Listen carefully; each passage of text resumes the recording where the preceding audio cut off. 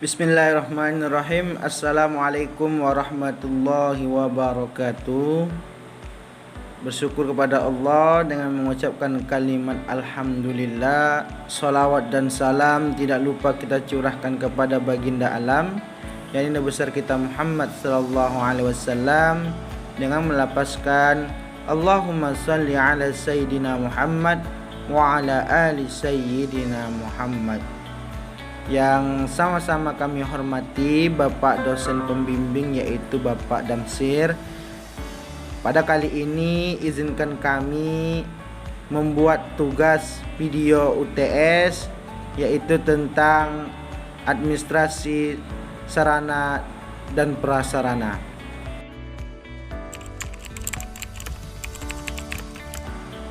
Asal kata dari administrasi berasal dari bahasa Latin, yaitu terdiri kata ad dan ministras. Kata ad berarti intensif, sedangkan ministrate arti melayani atau membantu. Sehingga secara etimologis, administrasi adalah melayani kegiatan secara intensif. Dari kata kerja inilah muncullah kata sifat administratif, kata benda administrasio.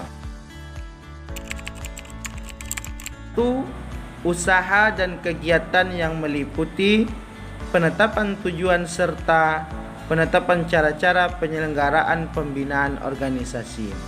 2. Usaha dan kegiatan yang berkaitan dengan penyelenggaraan kebijakan untuk mencapai tujuan. 3. Kegiatan yang berkaitan dengan penyelenggaraan pemerintah.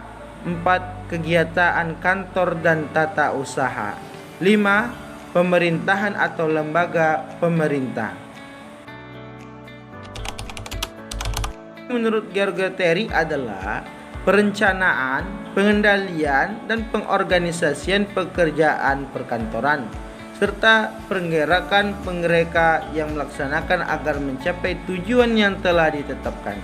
Sehingga secara umum, pengertian administrasi sarana dan prasarana adalah kegiatan kantor dan tata usaha dalam rangka mengelola seluruh objek yang menunjang tercapainya tujuan organisasi secara langsung maupun tidak langsung.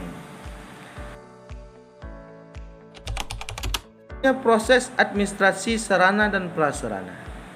Oleh karena itu, proses administrasi sarpras di lingkungan sekolah secara kronologis meliputi beberapa hal di bawah ini. 1. Perencanaan pengadaan barang. 2. Pengadaan barang. 3. Inventaris. 4. Penyaluran. 5. Pemanfaatan dan pemeliharaan. 6. Penghapusan. 7. Pengawasan. Seluruh proses tersebut harus merupakan rangkaian kegiatan yang harmonis atau terpadu. Perencanaan pengadaan barang. Maka tahap-tahap perencanaan pengadaan barang ini: 1. Analisis terhadap kebutuhan mata pelajar terhadap alat atau media pembelajaran. 2. Membuat skala prioritas terhadap pengadaan alat jika kebutuhan lebih tinggi daripada daya beli. 3. Melakukan inventaris alat dan media yang telah disediakan. 4. Menyeleksi alat dan media yang masih dapat digunakan. 5. Melakukan klasifikasi barang bergerak, habis pakai dan tidak habis pakai, maupun barang tak bergerak. 6. Mencari sumber dana jika belum tersedia. 7. Menunjukkan orang sebagai pelaksana. Pengadaan barang. Maka pengadaan barang adalah suatu kegiatan penyediaan semua kebutuhan barang, jasa, alat untuk keperluan pelaksanaan tugas. Dengan demikian, cukupan pengadaan barang disesuaikan dengan semua yang telah direncanakan di atas, yang meliputi: 1. Pengadaan tanah dengan membeli, hibah, hak pakai dan sebagainya. 2. Pengadaan bangunan dengan mendirikan bangunan baru, menyewa, hibah dan sebagainya. 3.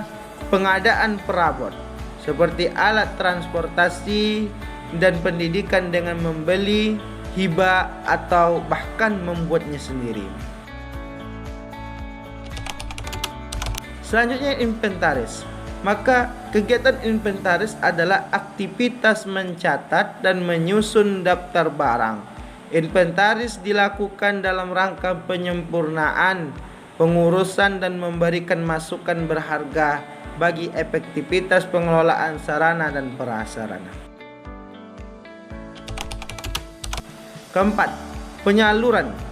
Penyaluran adalah kegiatan yang berhubungan dengan pemindahan barang dan tanggung jawab dari satu instansi kepada instansi lain.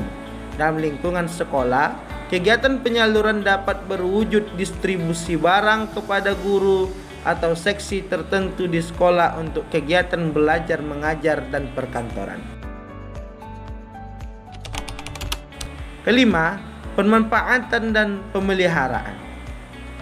Dengan menyalurkan yang tepat, maka barang inventaris sekolah akan dapat dimanfaatkan oleh guru untuk mendukung kegiatan belajar mengajar.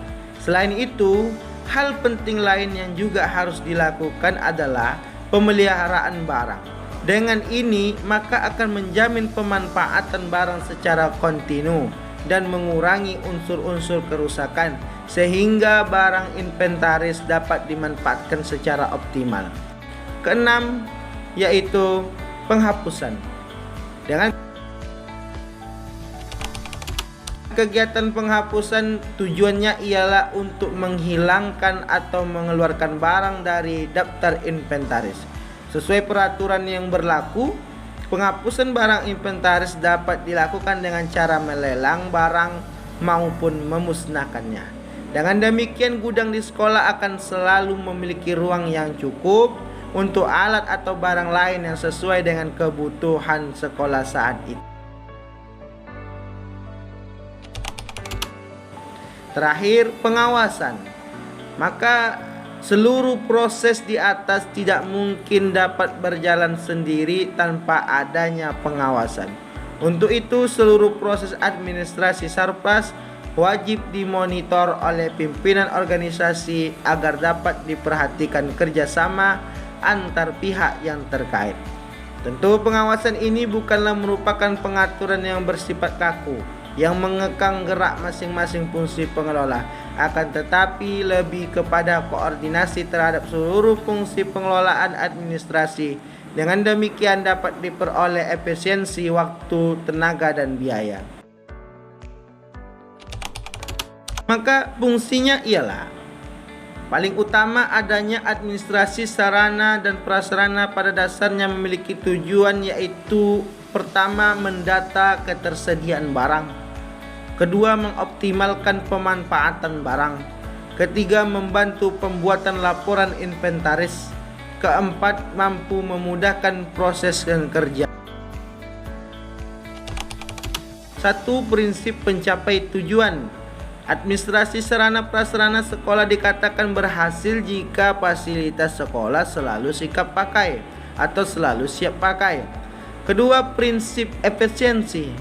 Maka pemakaian semua fasilitas sekolah hendaknya dilakukan dengan sebaik-baiknya sehingga dapat mengurangi pemborosan. Untuk itu, perlengkapan sekolah hendaknya dilengkapi dengan petunjuk teknis penggunaan dan pemeliharaannya. Ketiga, prinsip administratif. Semua pengelola perlengkapan pendidikan di sekolah itu hendaknya selalu memperhatikan undang-undang, peraturan, instruksi, dan pedoman yang telah diberlakukan oleh pemerintah. Keempat, prinsip kejelasan tanggung jawab. Kejelasan deskripsi, tugas, dan tanggung jawab setiap anggota organisasi terhadap pengelolaan sarana dan prasarana sekolah. Kelima, prinsip kekohesifan. Antara pihak satu dengan lainnya dalam organisasi harus bekerja dengan baik agar manajemen sarana prasarana sekolah dapat terrealisasikan dalam bentuk proses kerja yang sangat kompak. Akhir kesimpulannya ialah administrasi sarana prasarana pendidikan adalah semua komponen yang secara langsung maupun tak langsung menunjang kelangsungan pendidikan. Hal tersebut mutlak yang harus dilakukan oleh setiap sekolah Dengan manajemen yang efektif dan efisien dapat meningkatkan efektivitas kerja personel sekolah.